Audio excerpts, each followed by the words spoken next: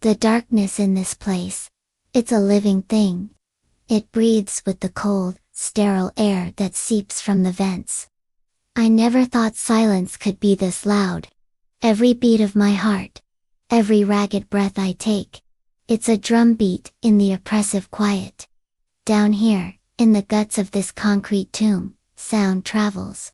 It echoes. And lately, it's been echoing back. They call this place Green Dolphin Street. It's a prison, but it feels more like a mausoleum.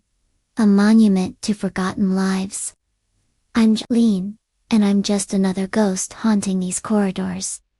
But I'm not alone. For days, I've felt it. A presence, a shadow that clings to me, not in the open, but in the walls themselves. In the sprawling network of air ducts and service tunnels that snake through this fortress like metallic veins. When you're trapped, you learn to listen. You learn the language of the building. The groan of stressed metal, the whisper of air currents, the scuttling of rats. But this is different. It's a rhythmic scrape. A faint, almost inaudible shuffling that mirrors my own. When I crawl, it crawls. When I stop, it stops. It's my echo. My phantom twin, trapped in the hollow spaces, just beyond my reach. At first, I thought I was losing my mind. The isolation, the constant, gnawing fear, it can do that to you. You start seeing things, hearing things. But this is too consistent, too deliberate. It's like a predator stalking its prey. But this one is separated by a thin sheet of metal. I press my ear against the cold ductwork. Silence. I hold my breath, listening for its thump thump thump thump. A heartbeat. Faint but there. It's real, it's alive, and it's right there with me. The butterfly on my shoulder feels like a cruel joke. A symbol of freedom tattooed on a caged animal. But it's also a reminder. A butterfly starts as a caterpillar, trapped in a cocoon.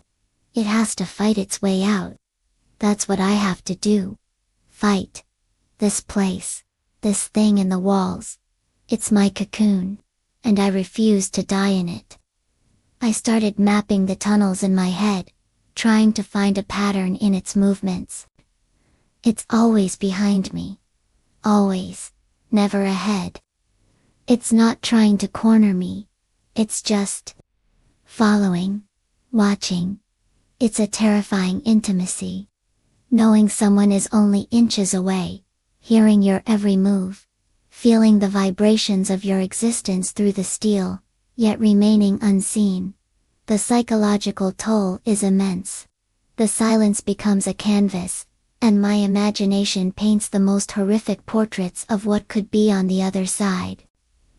The flickering fluorescent lights overhead are my only companions, casting long, dancing shadows that play tricks on my eyes.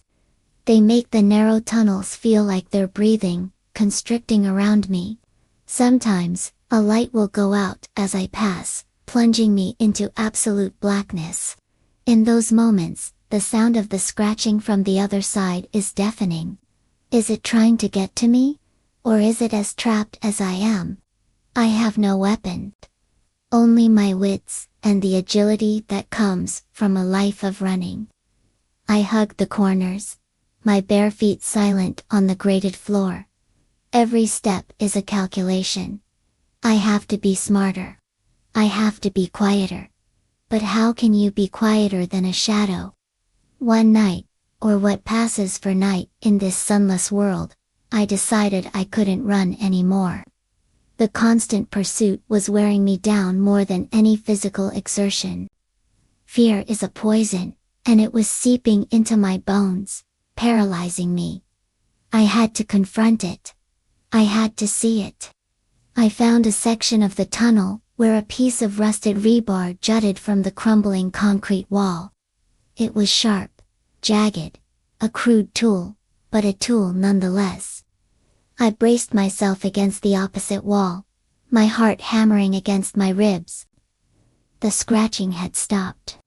It knew, It sensed the change in my rhythm, in my intent.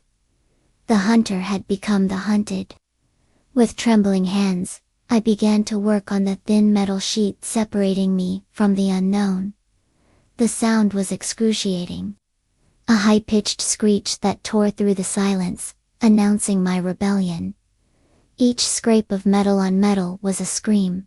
I expected something, a roar, a slam against the wall from the other side. But there was nothing. Only the sound of my own effort, my own heavy breathing. My muscles burned. Sweat dripped into my eyes, blurring the harsh light. The metal was thin, but stubborn. It fought back. Minutes felt like hours. I wasn't just cutting a hole. I was tearing open a secret, exposing a truth that this prison had kept buried in its walls. What kind of monster would they seal away like this? Was it a person? An experiment gone wrong. My mind raced with possibilities, each one more terrifying than the last. Then, a breakthrough. The shard of rebar punched through. A small dark opening. I stopped, my breath catching in my throat. I listened. Nothing. Just a profound, absolute void on the other side. The silence was heavier now, charged with anticipation. It was waiting. Slowly, carefully, I worked the hole wider, big enough to see. My hand was slick with sweat, and I almost dropped the makeshift knife. I had to know. I had to see what had been haunting my every step, my every breath. The fear was still there, a cold knot in my stomach, but it was now mixed with a defiant curiosity. I was no longer the prey. I was the one peering into the cage. I finished. The hole was just large enough. A ragged circle of blackness in the metallic wall. I took a deep, shuddering breath. The kind you take before you dive into icy water. I leaned forward, pressing my face close to the opening. The air that drifted out was stale, ancient. The smell of dust and forgotten things. My eyes struggled to adjust to the inky blackness within. At first, there was nothing. Just an empty, dark space. My heart sank. Was it all in my head after all? Was this whole ordeal just a figment of my fractured sanity? I almost pulled back, ready to accept my own madness.